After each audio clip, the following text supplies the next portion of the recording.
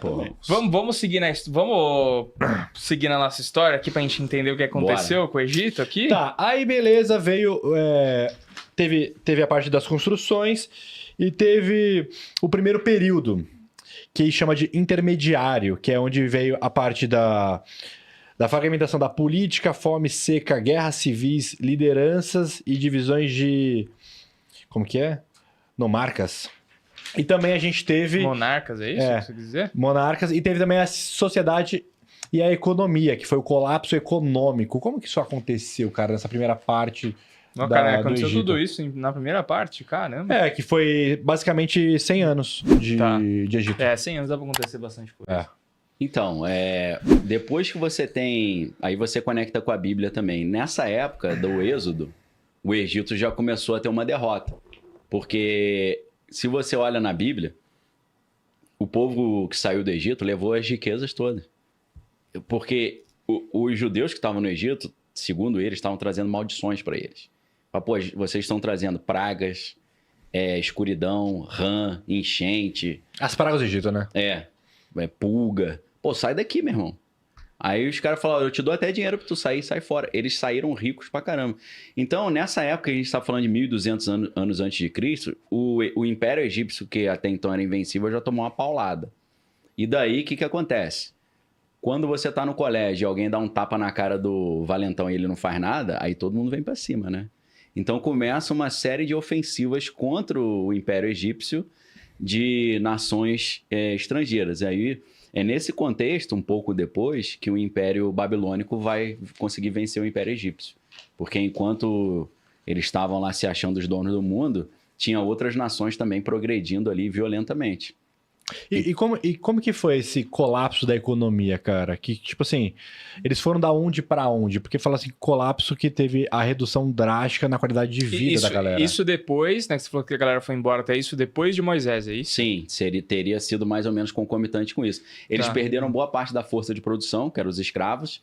Então, sem o trabalho escravo ali gratuito e aquela multidão de escravos, eles não conseguiram manter o sistema de produção deles. Moisés, dá pra dizer que Moisés quebrou o Egito. Quebrou. Ele deu uma quebrada no Egito bonita. Aí entra aquelas teorias, são teorias bem especulativas, de que não só o Egito quebra com a saída dos escravos, mas ele também começa a cada vez ficar mais desértico. Era um lugar mais abundante de vegetação. É como se uma maldição tivesse sido lançada, né? Tem uma... Isso aí também não é nem teoria, gente. Que falam que a curva do rio, né? O rio, com o tempo, até mesmo pelo vento e pelos braços que o rio se forma, ele troca de lugar. Sim. Por isso que existe lagos e lagoas, assim, porque geralmente são braços do rio que ficou para trás e virou uma lagoa. Exato. Será que também teve um pouco da mudança? O Rio Nilo começou a ir mais para um lado, o reino não foi para o lado, continuou no mesmo lugar e começou a ter uma seca maior ali. Eles iam questões climáticas também, né? Com certeza. Assim como o Elon Musk tem falado muito sobre isso, e meus amigos não prestam atenção. O Elon Musk tem falado que a gente está entrando numa era glacial, né? Pô, era glacial, tá quente pra caralho. Aí ele fala se você começar a estudar a era glacial, você vai entrar numa toca de coelho. Porque se você estudar, houve extinções da humanidade devido a resfriamento abrupto. E ele diz que esse é um dos motivos que ele quer colonizar Marte, né? Para tornar a humanidade uma civilização multiplanetária. Porque ele chega a falar dos dries recentes. Dries recentes, por exemplo, cai um cometa na Terra, a fumaça que subiu escurece a Terra e gerou uma espécie de resfriamento de inverno. Então, houve alguns eventos climáticos também que destruíram as civilizações que estavam progredindo muito. Os dries recentes é um exemplo. Então, parece que nessa época uma mudança climática severa também aconteceu.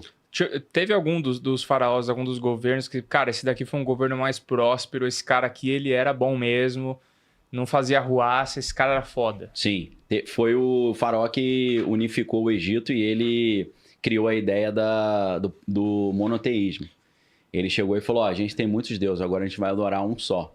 Parece que esse foi um cara que, eu esqueci qual era o nome dele, mas esse foi um que gerou um maior progresso lá. Na época de Moisés, já é outro faraó, que é o Ramsés II, né? E esse cara é conhecido pelos gregos como Ozymandias, né? Pra quem gosta de Watchmen, né? Ozymandias é aquele cara será que que foi esse Mentuhotep II? que é o que reunificou o Egito, a capital de Tebas. Sim, se eu não estou enganado, foi esse. Sim. Que foi realmente o Essa próximo. foi a época áurea do Egito, né? Que foi o próximo período, que esse período durou bastante. Ele foi Sim. mais ou menos ali uns 400 anos, aonde teve que chamam aqui de renascimento cultural. O que aconteceu nessa parte de renascimento? Ele E qual é a época que tem a data aí? tem ou não? 2055 a 1650. Tá. Antes de Cristo. É, Antes de então, Cristo. então o que eu falei é 1.200 anos para frente, foi depois, Moisés Foi depois. é 1.200, então eu me antecipei aí. Nessa época, ainda eles estão numa fase próspera e o que está acontecendo? O intercâmbio com as outras civilizações. Então o Egito começa, assim como o Alexandre o Grande fez, conquistar regiões ao redor e acumular o conhecimento. Então, os gregos tinham a mania de fazer isso, né? Eles tinham o panteão.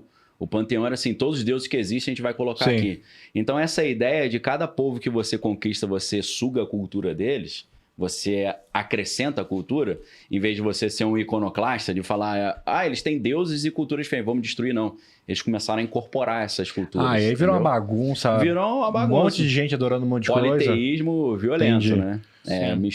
Mistura tudo. Mas você vai enriquecendo até o ponto de você chegar na Grécia até a Biblioteca de Alexandria, né? Que reunia todo o conhecimento, que infelizmente foi incendiada, parece, né? Destruíram tudo. Né? Aí a gente teve um segundo período aqui, que é o intermediário, que foi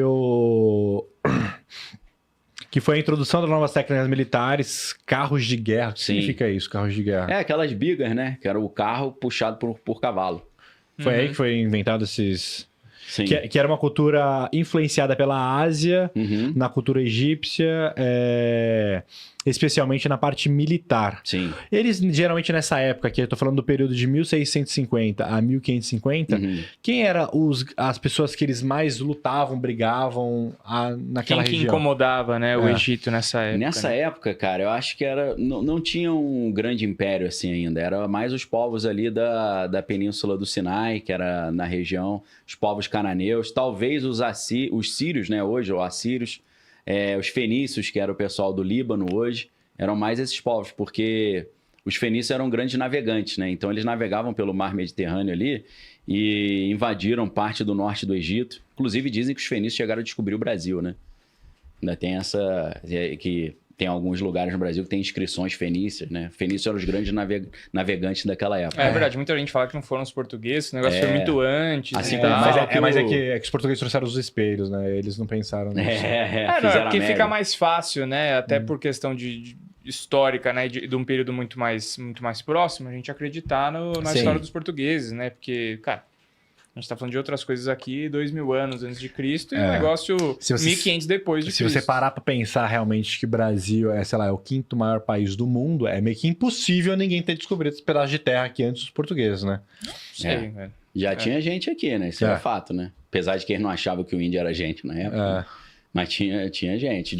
Os caras vieram por onde? Eles já estavam aqui, né? Aí tem um marco muito grande aqui também, que são 500 anos, que chama de a Era do Ouro e a Expansão, que deve ser onde a galera começou realmente a crescer e prosperar sem fim antes Sim. da grande ruína deles, né? Sim. Então, essa foi a época mais ou menos que havia grandes períodos de seca e fome nessa região. Então, o que acontecia? O Egito ele tinha um estoque muito grande, um armazém de comida. Então, sempre que havia essas secas, o pessoal ia para o Egito para comprar comida. Então, eles ganhavam muito dinheiro de tempos em tempos com essas secas. E foi A por gente causa- falou disso em José, né? Lembra? Que era Então, foi exatamente vacas isso. magras e vacas Isso, gordas. Isso. E foi onde eu acho que eles. O Foi Rodrigo assim. Silveira falou que foi onde o Egito É. enriqueceu, porque como eles tinham sementes e comida, todo mundo vinha trazer ouro para eles em troca de Isso. alimento, né? O cara fala... Pô, é igual aquela maldição de Midas, né? Midas chegou e falou, eu quero tudo que eu encostar vire ouro. O cara pegava um pão pra comer e virava ouro. Aí ele falou pro Dionísio, né? Falou, pô, tira essa parada aí. Aí ele foi num rio chamado Pactolo, né? E ele falou, se você mergulhar nesse rio Pactolo, essa parada sai. Aí dizem que tem ouro até hoje e falam que foi por causa do Midas que mergulhou lá, né? Então, assim, o que adianta você ter ouro e não ter comida? Então a galera dava o que tinha, meu irmão, pra poder ter um pedaço de pão. Aí, o que aconteceu? Não tem a teoria do milkshake do dólar? Foi a teoria do milkshake das riquezas. Eles sugaram tudo. Porque o cara dava a riqueza inteira para ter um pouquinho de comida. Então foi essa época aí que explodiu. E foi isso que levou o povo de Deus para Jacó e os filhos de Jacó, né, para o Egito lá para pedir comida. Existe alguma... Porque assim, cara, a gente tem muito na cabeça as pirâmides, né? Quando a gente pensa em Egito. Sim.